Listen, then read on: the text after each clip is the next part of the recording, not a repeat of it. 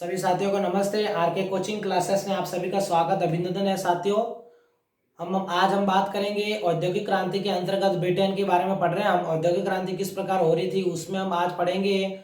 कोयला व लोहा के बारे में अध्ययन करेंगे, ठीक है साथियों। उसके बाद हम कपास की बुनाई के बारे में चर्चा करेंगे, अध्ययन करेंगे, ठीक है साथियों। अब बात करते हैं कोयला और लोहा, ठीक है। इंग्लैंड के बारे में बात कर रहे हैं, कोयला और लोहा।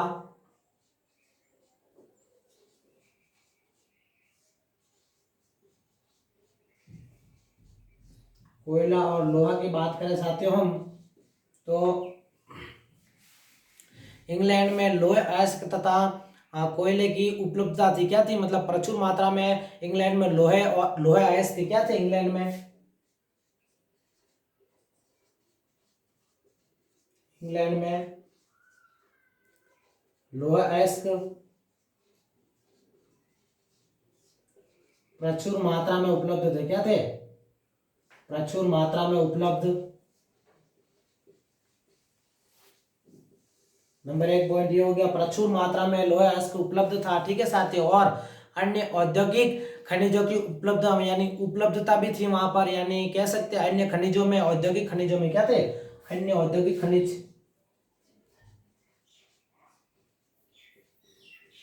अन्य औद्योगिक खनिज प्रचुर मात्रा में उपलब्ध थे। यह भी, ठीक है साथियों, प्रचुर मात्रा में उपलब्ध थे, जिसमें क्या है? सीसा, तांबा और रांगा, ठीक है। क्या थे? सीसा, तांबा और रांगा, यानी इसको हम टीन कह सकते हैं, ठीक है साथियों। ये प्रचुर मात्रा में इंग्लैंड में यानी ब्रिटेन में उपलब्ध थे, ठीक है साथियों। और हम बात करते हैं आगे कि इस्तेमाल योग्य लोहे की कमी और पुरानी तकनीक, यानी इंग्लैंड में क्या था? इस्तेमाल योग्य लोहे की कमी थी। क्या थी? लोहे की कमी थी पुरानी तकनीक में। और काठ के कोयले का उपयोग और समस्याएं थी। क्या थी? काठ के कोयले का उपयोग होता था, ठीक है, और उसकी समस्या भी थी।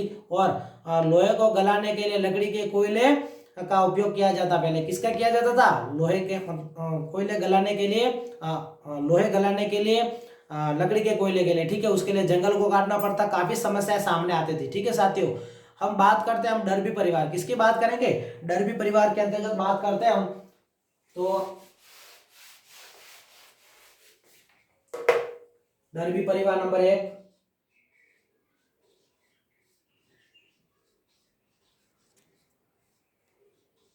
डर्बी परिवार, इसके अंतर्गत साथियों हम बात करेंगे।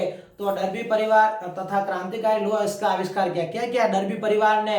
क्रांतिकारी लोह अयस्क का आविष्कार किया। क्या किया? क्रांतिकारी, ठीक है, इन्होंने तो क्रांतिकारी लोह तकनीक का आविष्कार किया। क्या किया? लोह तकनीक का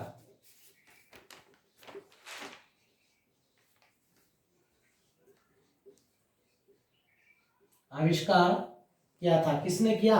डर्बी परिवार ने, ठीक है, डर्बी परिवार ने किया, ठीक है। यानी कह सकते हैं हम कि लोह तकनीक यानी लोहे को गलाने, क्या करना है? लोहे को गलाने की तकनीक की खोज में डर्बी परिवार की महत्वपूर्ण भूमिका थी। क्या थी? लोहे गलाने की भूमिका में डर्बी परिवार की महत्वपूर्ण भूमिका थी साथियों, ठीक है, महत्वपूर्ण भूमिका थी। और हम बात करते हैं डर्बी परिवार यानी तीन पुरुषों को इसमें हम शामिल कर सकते हैं। किसको? 3 पुरुषों को डर्बी परिवार में शामिल कर सकते हैं। कितने? 3 पुरुषों को हम शामिल कर सकते हैं। उसमें तीनों पुरुष होंगे, दादा, पिता और पुत्र। कौन? दादा, पिता और उसका पुत्र, ठीक है। ये तीनों ने मिलकर लोहे अयस्क में ज्यादा योगदान दिया था, जिन्हें हम कह सकते हैं तीनों को, क्या कह सकते हैं इन तीनों को साथियों? तो जिन्हें हम अब्राहम डर्बी के नाम से जानते हैं। किसके नाम से जानते हैं हम इनको? अब्राहम डर्बी के नाम से हम इन तीनों को जानते हैं, ठीक है साथियों। अब बात करते हैं हम प्रथम डर्बी, किसके बारे में? प्रथम डर्बी यानी अब्राहम डर्बी, ठीक है। प्रथम डर्बी के अंदर बात करेंगे हम।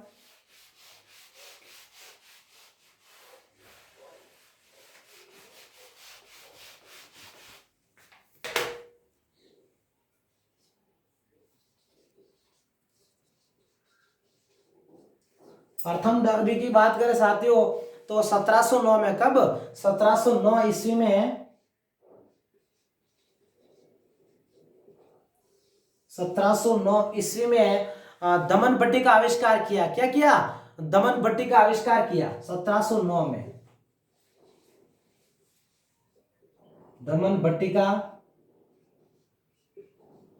आविष्कार किया।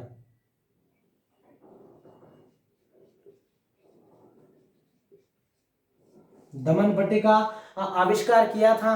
ठीक है साथियों, जिसमें सर्वप्रथम कोक के कोयले का प्रयोग हुआ। क्या हुआ? जिसमें सबसे पहले कोक के कोयले का प्रयोग हुआ। क्या हुआ? कोक के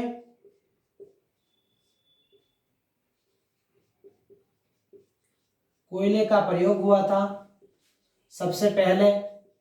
ठीक है साथियों, जिसमें कोक के सबसे पहले कोक के कोयले का प्रयोग हुआ था। ठीक है साथियों, यानी उच्च गुणवत्ता युक्त लोहे की प्राप्ति होने लगी। क्या होने लगी? उच्च गुणवत्ता,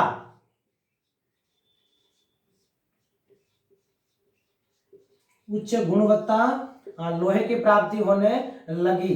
ठीक है साथियों, इस आविष्कार के, दमन भट्टी के आविष्कार से उच्च गुणवत्ता लोहे की प्राप्ति होने लगी। यानी कह सकते हैं हम, उससे पहले काठ के कोयले का प्रयोग किया जाता था। कौन सा कोयला? उससे पहले, पहले कौन सा कोयला? काठ का कोयला, कोयले का प्रयोग किया जाता था। ठीक है साथियों, प्रथम डर्बी की हमने बात कर ली। अब हम बात करते हैं द्वितीय डर्बी। ठीक है, किसकी? द्वितीय डर्बी। ठीक है,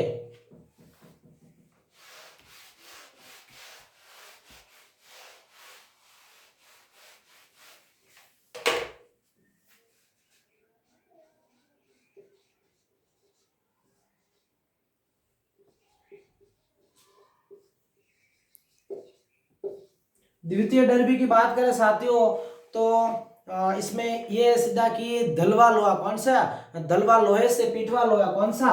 दलवा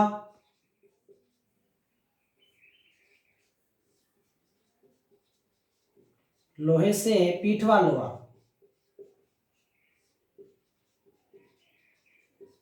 दलवा लोहे से पीटवा लोहा।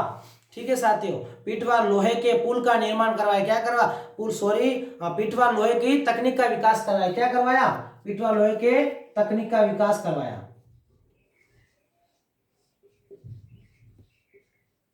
तकनीक का विकास करवाया। ठीक है साथियों, इसका विकास करवाया और उसे पीटकर आसानी से कोई भी आकार दिया जा सकता है। इससे क्या हुआ? उसे पीटकर, लोहे को पीटकर आसानी से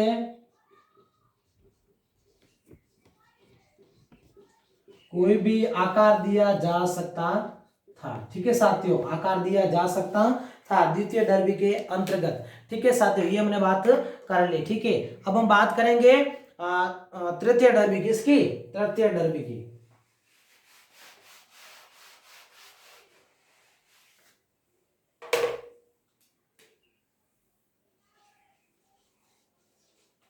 तृतीय डर्बी की बात करते हैं हम।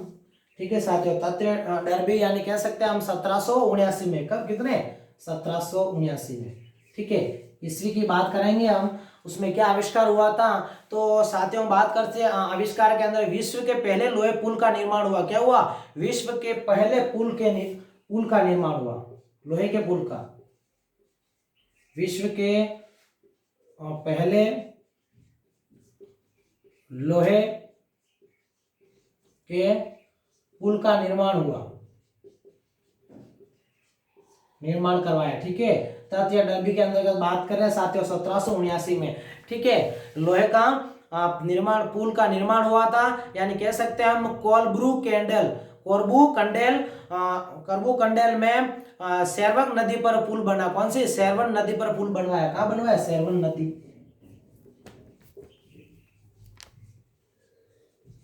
नदी पर यह पुल बनवाया गया था साथियों, सर्वप्रथम लोहे का पुल। ठीक है, यानी कह सकते हैं कोलब्रू कंडेल। कौन सा? कोलब्रू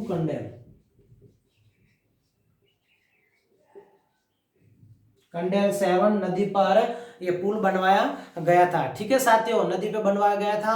ये तो हमने बात कर ली दादा पिता पुत्र यानी इब्राहिम डर्बी के नाम से जाना जाता है, उनके बारे में बात कर ली। प्रथम द्वितीय और तृतीय के बारे में बात कर ली, क्या क्या विकास हुए थे लोहे के अंतर्गत। ठीक है साथियों, अब हम बात करते हैं हेनरी कोट।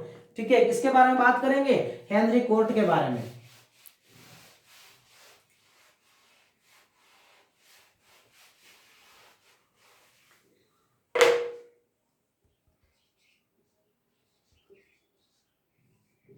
हेनरी कोट, ठीक है, इसने क्या किया? हेनरी कोट के माध्यम से पढ़ते हम। हेनरी कोट यानी क्या हुआ? आलोडन, कौन सी? आलोडन भट्टी। क्या हुआ? आलोडन भट्टी। एक तो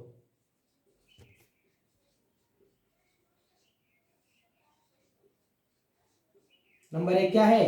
आलोडन भट्टी। और बेलन मिल का आविष्कार। क्या हुआ? बेलन मिल का आविष्कार।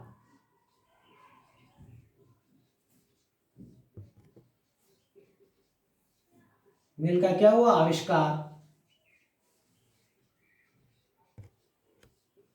आविष्कार किया गया था। ठीक है, हेनरी कोट के माध्यम से आविष्कार हुआ, यानी कह सकते हैं अनेक लोहे उत्पाद बनाना संभव हो चुका था। ठीक है, हेनरी कोट में क्या हुआ? अनेक लोहे लोहे उत्पाद बनाना संभव हो चुका था। ठीक है साथियों, अब हम बात करते हैं जॉन विल्किसन। किसकी? जॉन विल्किसन की।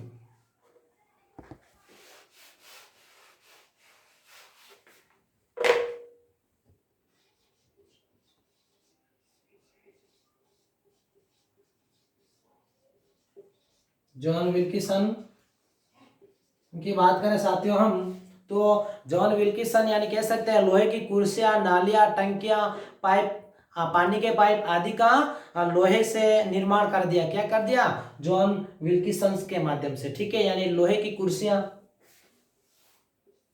लोहे की कुर्सियां क्या है? कुर्सियां, पानी के पाइप, पानी के पाइप, लोहे की कुर्सियां। ठीक है साथियों, और नालियां, टंकियां, टंकियां। ठीक है साथियों, ये इसका निर्माण कर दिया जॉन विल्किसन, यानी कह सकते कर दिया। ठीक है, और लोहे खनिज तथा कोयला खनन क्षेत्रों का पास पास होना। क्या हुआ? ब्रिटेन में। और लोहे खनिज तथा कोयला खनन क्षेत्रों में क्षेत्रों का आसपास होना, यानी कह सकते हैं हम अधिकांश स्थल समुद्र किनारे थे। कहाँ थे? अधिकांश स्थल समुद्र किनारे किनारे पर थे ब्रिटेन में। ठीक है, इसके लिए माध्यम से लोहा भी प्रचुर मात्रा में मिलता था। ठीक है, और ब्रिटेन ने लौह उपयोग में क्या है? लौह उद्योग में 1800 से 1830 के दौरान अपने उत्पादन को 6 गुना बढ़ा लिया था। क्या बढ़ा लिया? अपने उत्पादन को 6 गुना बढ़ा लिया था। ठीक है साथियों,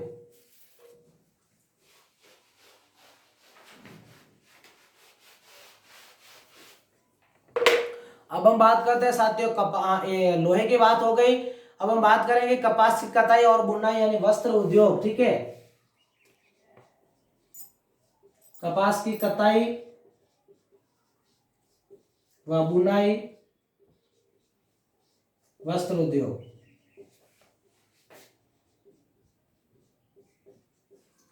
वस्त्र उद्योग की बात कर रहे हैं साथियों हम।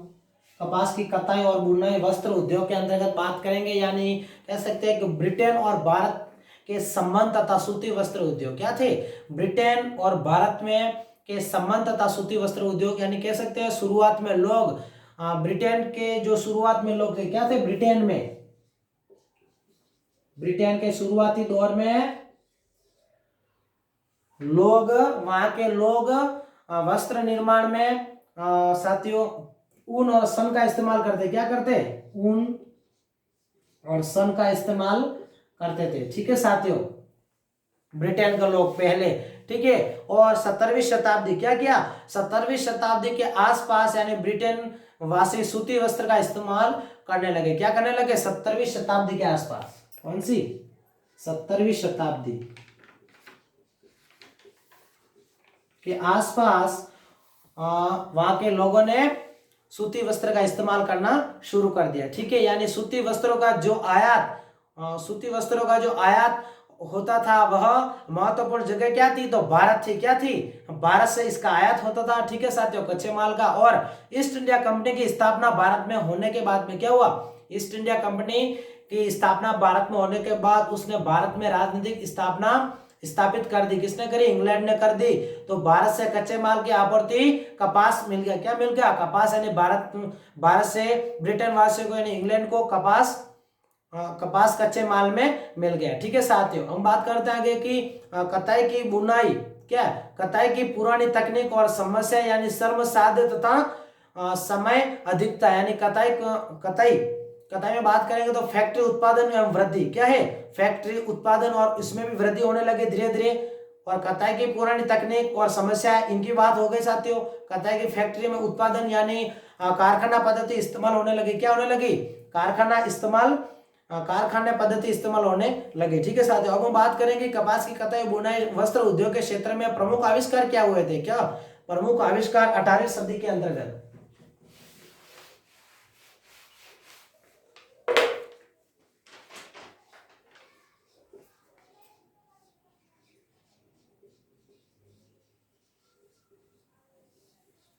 प्रमुख आविष्कार की बात करें साथियों हम, तो 18वीं सदी में क्या है, 18वीं सदी में कपास की कताई व बुनाई के क्षेत्र में हुए निम्न आविष्कारों से कताई बुनाई का कार्य कताई घरों और बुनकरों से हटकर कहां चला गया, कारखानों में चला गया था। ठीक है साथियों, आविष्कार के अंतर्गत बात करते हैं हम। नंबर 1 की बात करेंगे 1733 में। क्या है, 1733 ईस्वी में जॉन के, कौन है, जॉन के। 1733 ईस्वी में जॉन के ने फ्लाइंग शटल लूम, क्या है, flying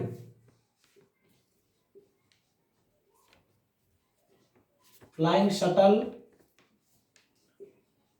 loom, flying shuttle loom यानी उड़ती, क्या है, उड़न तुरी करगा। क्या है, उड़न तुरी करगा कह सकते हैं हम इसको, उड़न तुरी करगा, उड़न तुरी करगा का आविष्कार हुआ। क्या हुआ, जॉन के ने फ्लाइंग शटल लूम यानी उड़न तुरी करगा का आविष्कार किया था। कब किया, तो 1733 ईस्वी में जॉन के ने, ठीक है, फ्लाइंग शटल लूम का आविष्कार किया। ठीक है साथियों,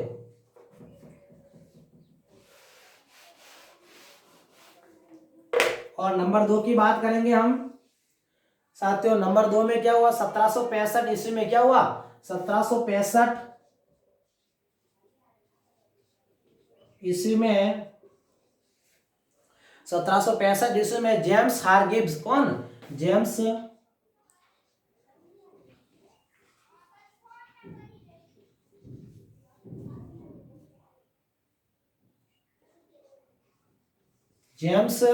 हारग्रीव्स, क्या है, हारग्रीव्स ने स्पिनिंग जेनी, कौन सी, स्पिनिंग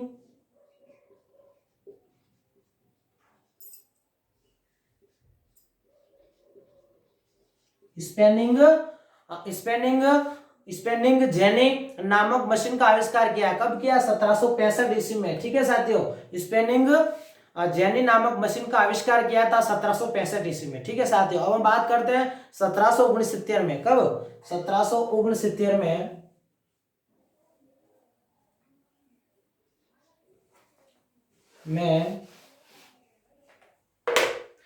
में रिचर्ड आर्कराइट, कौन, रिचर्ड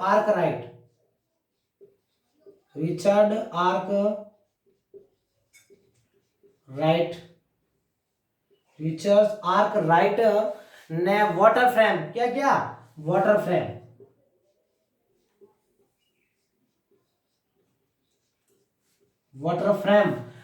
फ्रेम यानी कह सकते हैं धागा बनाने वाली मशीन।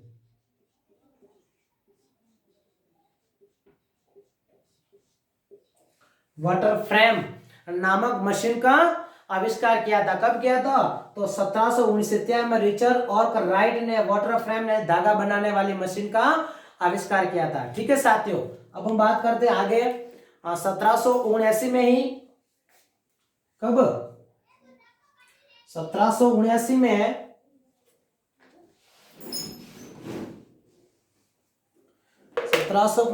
में सैम्यूल काम्पटन, कौन? सैम्यूल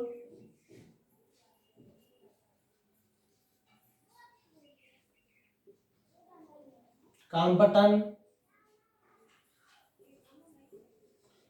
सैम्यूल काम्पटन ने म्यूल, क्या किसका आविष्कार किया? म्यूल का।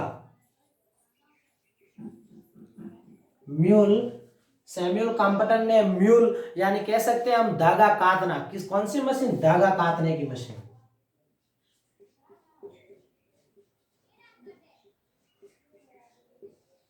धागा काटने की मशीन का आविष्कार किया था, ठीक है साथियों, 1779 में, ठीक है। और 1787 में कब?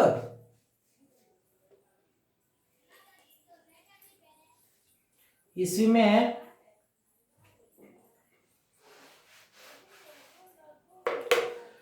एडमंड कार्टराइट, कौन? एडमंड कार्टराइट,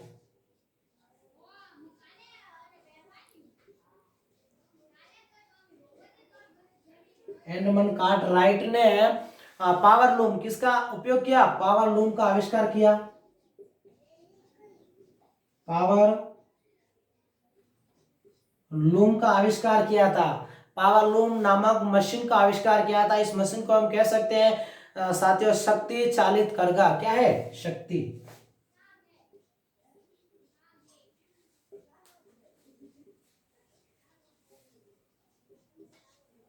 का आविष्कार किया था, ठीक है साथियों। ये हमने आविष्कारों की बात कर ली, पांचों आविष्कार साथियों। और पावर लूम का उपयोग मशीनी युग आने के औद्योगिक क्रांति से होने लगा, परंतु पहले हैंडलूम का उपयोग होता है। क्या होता? क्या होता है साथियों? तो हैंडलूम, हैंडलूम का उपयोग होता था, यानी कह सकते हैं हाथ से काम करते थे। क्या कहते? हाथों से कार्य करते थे, ठीक है साथियों। अब हम बात करते हैं कपास उद्योग की विशेषताएं क्या थी।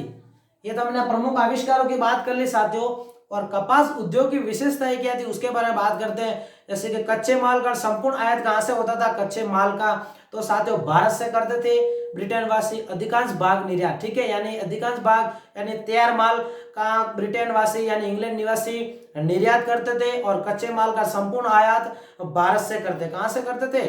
भारत से करते थे। और कपास उद्योग की स्त्रियों और बच्चों की निर्भरता थी। कपास उद्योग में बच्चों और स्त्रियों पर निर्भरता काफी थी। बच्चे और स्त्री फैक्ट्रियों में काम करते थे साथियों। कपास उद्योग में इनको काम पे लगाया जाता था तथा उनकी स्थिति दयनीय थी। क्या थी? स्थिति दयनीय थी, यानी कह सकते हैं कि महिलाओं की स्थिति उस समय कारखानों में काम करने वाली स्त्रियों की स्थिति बड़ी दयनीय थी, यानी पुरुष मजदूरों की तुलना में उन्हें कम वेतन प्राप्त होता। क्या होता? कम वेतन प्राप्त होता था। और पुरुष मजदूरों को प्रति सप्ताह 25 शिलिंग, कितने?